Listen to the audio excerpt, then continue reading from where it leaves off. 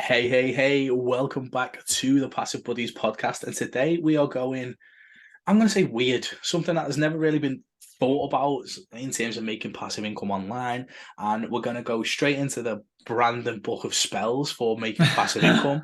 And we're going to talk about Turo Arbitrage. That is a mouthful tip for me to get out. You wouldn't think I was English, would you? How are you, pal? You okay? So I am doing good. Yeah, I am super excited about this because not many people know even what Toro is. And I've been using Toro for quite a while now, from if that's, say, renting my car out to other people or renting other people's car when we travel. It's really inexpensive and it's better than, say, using a car rental company because they tack on all those fees and taxes and all sorts of crazy stuff when you rent a car. So using Toro has been financially just better when we go travel. But two, I've been able to use it as cash flow. So people rent out my car, they come to my house and they're able to pick up my car. I have a lockbox on it. They enter the code. If I'm, say, in Hawaii for 10 days, they come to my house, tap in the code, take the key out, and then they take my car while I'm, renting another Toro across the world on vacation. So that's the cool thing about Toro. And like I said, I'm getting about $800 to $1,000 a month from it. I have just a little Prius because I don't leave my house. I'm trapped here. And I'm just kidding. Probably because you're renting a And car. yeah, so yeah, because I don't have a car, so I can't go anywhere.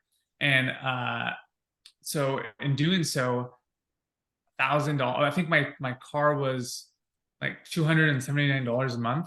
At one point, I paid it off a while ago, but that's like four times what your monthly bill would be by just renting it out to other people. So you could essentially get it paid off four times as quickly by doing that for a year, and then you essentially have a used car, and then you just had someone pay off your brand new car within a year versus your own money, and then you can obviously take the money that you would have been paying for your car and invest it into um, stocks or crypto or a business or whatever.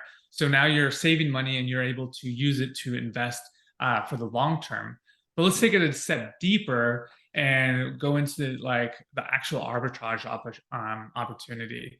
And so if you, I don't know if you've ever heard, and this is just a rhetorical question, but of Airbnb arbitrage. And if you haven't, it's essentially where people would uh, go up to a long-term renter that like a landlord and be like, hey, I noticed that you have your house, your three-bedroom house for rent for 6 months.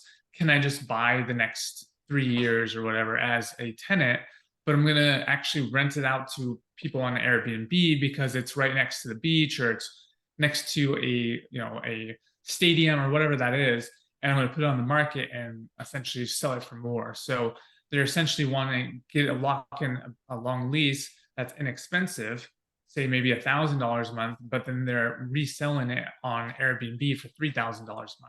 So the arbitrage is they're not having to pay for the to buy the house, they're renting it and then they're re-renting it to other people or subleasing it in a way and making even more money. Some people also do like where they'll rent out, and this is called house hacking essentially, where they would live in one in the house, they buy it, and then rent out the other rooms. So it's kind of a way to do that. So with Toro arbitrage, and I've never heard of anyone doing this, and I created a little mini guide on my one of my reels. But essentially, what you do is I have my uh, funnel that essentially will create a positive intent or a negative intent based on the response. So outside my house in my neighborhood, there's a bunch of rental cars that are not rental cars, a bunch of cars that are spare cars or second cars or whatever that no one's using. And so I can take a business card and put it on each of those things saying we rent cars. And it has my phone number on it. And if they text it and go through my funnel, so they'll send me a message. That message will be received by my CRM tool. And then that my CRM tool, when they say hey or whatever, it will say, hey, thanks for messaging me. Were you looking to rent your car? Nothing that I had to do at all. It just was a message that they sent, and my autoresponder sent a message back saying, "Are you looking to rent out your car?" And so when I was saying positive intent, when they go through my funnel, if they say yes, or of course, or that's awesome, or that'd be great, anything with a positive intent through the Google algorithm, they have AI that has that can take their sentence and that decipher if it's like a positive thing or a negative thing. And so if they see a positive thing, it sends them another message saying, "That's awesome. Hey, can you do me a favor and send me fill out this form so I can learn a little bit more about your car and see if it's something that could be used to make money with." And so if they fill out the form, they'll get a message, another automated. So this is all automated. So all I had to do is every day I take a walk and put a business card on each of these cards, and I go down. I haven't done it yet. A case study is coming out soon. I'm waiting for business cards to come in. But I just am going to be taking a walk and putting it on these cards. They text it. And then if you think so, people go through my funnel, it's all automated, and then they book, and then they send a form. They fill out the form, and then they get another response that says, "Hey, blah, blah, blah, blah, blah. It looks like your miles are over 130,000. We can't accept you into the car." So they get automatically canceled within an hour.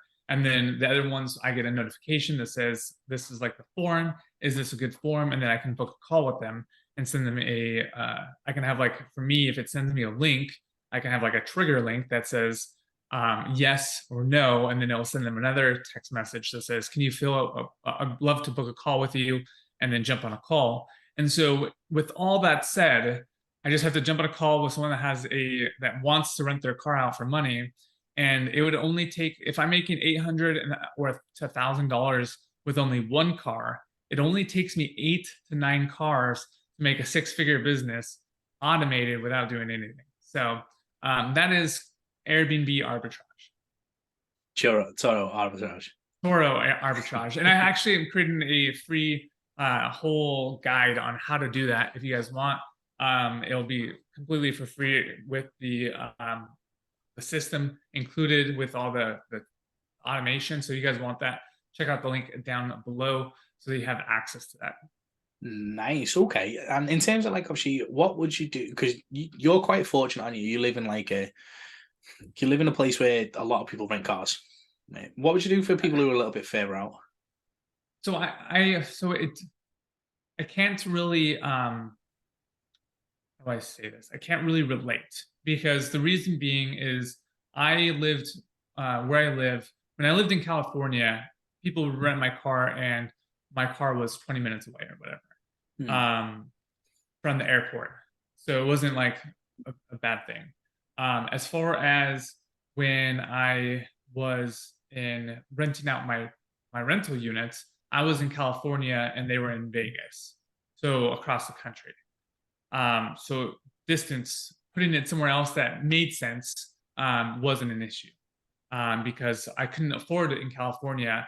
So if, like, I guess with that said, if the area is not working where you live, then maybe look for a closer area near an airport with a remote lockbox or something like that. But now, like when I lived in another city, a few like closer to the airport, I would get rentals all the time. And I was like, fuck, if like I move to our new place, our house, it's going to be like 30, 40, 45 minutes away from the airport. I'm not going to get any Turo people. And I'm still booked all the time. So I would say that I can't really describe what a bad area would be. So I would say that someone who is not getting any bookings, maybe move it closer to an airport and put a remote lockbox and test that out and see if that works. Okay, guys. So obviously, location is quite important in terms of finding somewhere where you can get traction. And it's probably best off, before you start agreeing a price with someone else for their car, it's probably best off to test it with yours to make sure you get bookings in that area before you start locking yourself in with an expense that you can't actually take on. Other than that, like, I actually think it's a really good idea, and I can't wait for the case study. I think it's just going to be epic. Yeah, well, we'll definitely see how it goes. I'm not gonna say that actually. But yeah, it was. Yeah, I can't wait. It's gonna be pretty epic, and I think that's. I mean, obviously, create some kind of contract or figure something out with these people because you don't want to find yourself in a situation. This is not financial advice. So if you do it, obviously you're doing it at your own risk. It's not tested. But yeah, it's. I think that if you get a solid contract, then and it's a win-win-win for everyone. A win for you, a win for the person that is allowing you to rent out their car, and the guests who are renting the car because you're not destroying it or you're actually taking care of the car, getting it washed and all that stuff, then it's a win for everyone. No, absolutely love it. Okay, guys. So we're quick one. When will we see the case study? When do you think we're going to have an episode on this? That's a great question. So I just I haven't created like the full funnel. Like I'll have a short one that has the 4 minutes, so it looks nicer. But as far as the business cards, I think I get them on the 16th, but I just got a shipping confirmation, so it might be sooner. But as soon as I get those, then there'll be a case that I would say probably the beginning of January. Ooh, okay, guys. So keep an eye out for that. Obviously, if you're catching this on a little bit later, early Jan or whatever, then the case study is coming soon. So that should be super exciting. So get excited for this, and we will see what happens. Until next time, peace. Cheers, guys.